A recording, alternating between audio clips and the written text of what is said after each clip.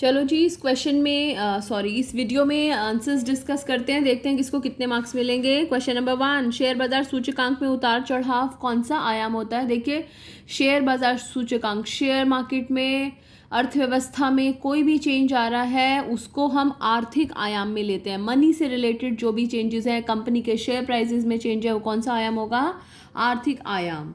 Question number 2, Eid पर सेवइयों की बिक्री में वृद्धि, कोई भी त्योहार से रिलेटेड कोई भी चेंज आ रहा है, किसी त्योहार की वजह से कोई चेंज आ रहा है, लोगों की सोच में कोई परिवर्तन आ रहा है, वो सामाजिक आयाम कहलाएगा। क्वेश्चन नंबर 3, लॉकडाउन में बर्तन धोने की नई मशीन का आविष्कार हुआ। भाई, लड़कों को बर्तन धोने पड़े तो इसलिए मशीन आ गई, लेकिन नई मशीन का आविष्कार हुआ। New technology, new machine. कोई आविष्कार के बारे में जब भी बात करेगा, किसी नई तकनीक के बारे में बात करेगा, तो वो कौन सा आयाम होगा? तकनीकी आयाम। किस किस को 3 नंबर मिले हैं अभी तक? Very good. क्वेश्चन नंबर 4, सरकार द्वारा लॉकडाउन किए जाने के कारण कई उद्योगों को हानि हुई। याद रखो, सरकार का कोई भी फैसला है, अगर सरकार है, राजनीति से रिलेटेड है, राजनैतिक आयाम। क्वेश्चन नंबर 5, कंपनी अधिनियम में परिवर्तन, कोई भी अधिनियम, किसी भी कानून में कोई परिवर्तन, कानूनी आयाम। कानूनी आयाम को विधिक आयाम कहा जाता है, विधिक पर्यावरण। क्वेश्चन नंबर 6, लोगों का स्वास्थ्यवर्धक भोजन की तरफ बढ़ना, सामाजिक आयाम, क्योंकि सोच में परिवर्तन आ रहा है, जहां पर भी लोगों की सोच में परिवर्तन दिखाई देगा वो सामाजिक आयाम। किस किस के 6 में से 6 आ गए? जरा हाथ खड़ा करो। ओके, चलो आगे डिस्कस करते हैं। चलो जी, अभी तक जिसके 6 में से 6 आए हैं, ज़रा अपने लिए तालियां बजा लो और दूसरे भी बजा लो ज़रा उनके लिए। आगे डिस्कस करते हैं। भारत सरकार ने विमुद्रीकरण की घोषणा कब की थी? 8 नवंबर 2016। किस किस का सही है? Very good. क्वेश्चन नंबर 2, कौन कौन से 2 नोट बंद किए गए थे? 500 और 1000 रुपए के 2 नोट बंद किए गए थे। क्वेश्चन नंबर 3, विश्व की विभिन्न अर्थव्यवस्थाओं का एकजुट हो जाना क्या कहलाता है? जब अलग अलग विश्व के कोई भी देश किसी भी दूसरे देश में सामान बेच पा रहा है, खरीद पा रहा है, संपूर्ण विश्व एक बाजार बन के रह गया, तो वो हो गया वैश्वीकरण।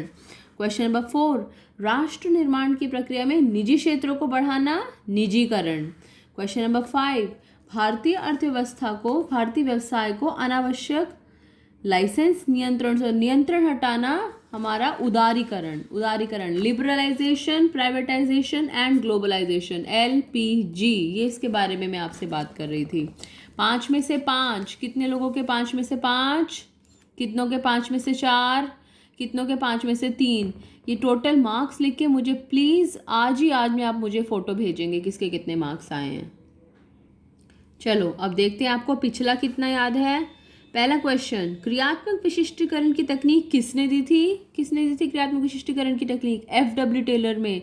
इन्हें साइंटिफिक मैनेजमेंट है, वैज्ञानिक प्रबंध का जनक भी कहा जाता है। क्वेश्चन नंबर 2, क्रियात्मक विशिष्टीकरण में कारखाने को कितने भागों में बांटा गया था? 2 भागों में। एक मैंने कहा था सोचने का, एक काम करने का, नियोजन विभाग और उत्पादन विभाग। हर विभाग में 4-4 फोरमैन थे। वो डायग्राम याद करने की कोशिश करो, बहुत इंपॉर्टेंट टॉपिक है, इसको अच्छे से प्रैक्टिस करो, अब बना के देखो। क्वेश्चन नंबर 3, जाति, धर्म, लिंग, राष्ट्रीयता और भाषा के आधार पर कर्मचारियों में कोई मतभेद नहीं किया जाना चाहिए। कौन सा सिद्धांत? समता का सिद्धांत। किसने दिया था समता का सिद्धांत? ये दिया था हेनरी फ्योल ने। क्वेश्चन नंबर 4, प्रबंध के सिद्धांत, हर तरह के संगठन में संगठन के प्रत्येक स्तर पर ये कौन सिद्धांत की कौन सी प्रकृति है? प्रबंध के सिद्धांतों की भी प्रकृति हमने पढ़ी थी, यह है सर्वव्यापी।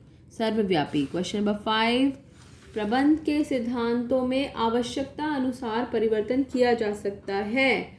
इसका आंसर था लोचपूर्ण, कि प्रबंध के सिद्धांत जो है वो फ्लेक्सिबल होते हैं।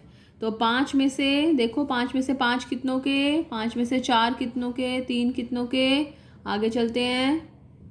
हाँ जी, आखिरी के 4 क्वेश्चंस। FW टेलर ने कितने सिद्धांत दिए हैं? FW टेलर ने दिए हैं 4 सिद्धांत। मुझे पता है बहुतों ने 14 लिखा होगा, वो 14 सिद्धांत हेनरी फ्योल ने दिए बेटे। FW टेलर ने वैज्ञानिक प्रबंध में केवल 4 सिद्धांत दिए, आपको याद रखना है। क्वेश्चन नंबर 7, कार्य को छोटे छोटे हिस्सों में बांटना और हर कार्य के लिए एक विशिष्ट व्यक्ति को नियुक्त करना क्या कहलाता है? ये कार्य विभाजन का सिद्धांत कहलाता है, डिवीजन ऑफ वर्क। हमने हेनरी फ्योल का सबसे पहला सिद्धांत पढ़ा था, कॉपी खोल के देखना अगर आपने नोट्स बनाए तो। क्वेश्चन नंबर 8, प्रत्येक वस्तु के लिए कुछ स्थान और वह वस्तु अपने स्थान पर उपलब्ध प्रबंध का कौन सा सिद्धांत है ये? व्यवस्था का सिद्धांत, ऑर्डर, प्रिंसिपल ऑफ ऑर्डर। और लास्ट, प्रबंध के उद्देश्य कितने प्रकार के होते हैं? बच्चों याद करने की कोशिश करो, हमने पढ़ा था प्रबंध के उद्देश्य 3 प्रकार के होते हैं, संगठनात्मक उद्देश्य, व्यक्तिगत उद्देश्य और सामाजिक उद्देश्य। और फिर संगठनात्मक में 3 थे, याद है? लाभ कमाना, सबसे पहले था जिंदा रहने के लिए करना है, जीवित रहना, फिर लाभ कमाना, फिर बढ़ोतरी करना। जीवित रहने का मतलब था कि जितना हमें हमारे खर्चों को निकालने के लिए पैसा चाहिए उतना हम निकाल पा रहे हैं। तो दूसरा था लाभ कमाने के लिए, जब हमारी आय ज़्यादा हो जाती है और हमारी व्यय कम रह जाती है। और बढ़ोतरी करने में, जब हमारी बिक्री में वृद्धि होती है, हमारे कर्मचारियों की संख्या में वृद्धि होती है, हमारे व्यवसाय का आकार बढ़ता है, तो वो हमारा बढ़ोतरी करना में आता है। तो 3 तरह के संगठनात्मक उद्देश्य। फिर व्यक्तिगत उद्देश्य, जो संगठन में कार्यरत जो व्यक्ति होते हैं, लोग होते हैं, उनके उद्देश्य। अगर आप किसी संगठन में कार्यरत हैं, आपका अपना उद्देश्य हमेशा क्या रहेगा? वेतन में वृद्धि हो, पदोन्नति हो, अच्छे से अच्छा काम मिले, मान सम्मान मिले, तो ये व्यक्तिगत उद्देश्य में आता है। सामाजिक मतलब जब समाज के लिए कुछ करना होता है। समाज के लिए क्या कर सकते हैं? रोजगार में वृद्धि करना, आसपास के क्षेत्रों का विकास करना, कर्मचारियों के बच्चों के लिए कुछ काम करना, स्वास्थ्य की सुविधाएं प्रदान करना। तो ये सारे जो होते हैं ये सामाजिक उद्देश्यों में आते हैं। बहुत इंपॉर्टेंट टॉपिक है, इसलिए मैंने इसको दोबारा से एट लेंथ डिस्कस किया आपके साथ में।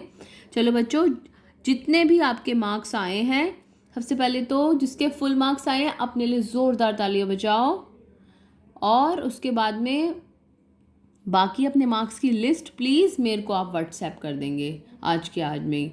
नेक्स्ट क्लास में नया चैप्टर शुरू करेंगे, नियोजन। थैंक यू बेटा।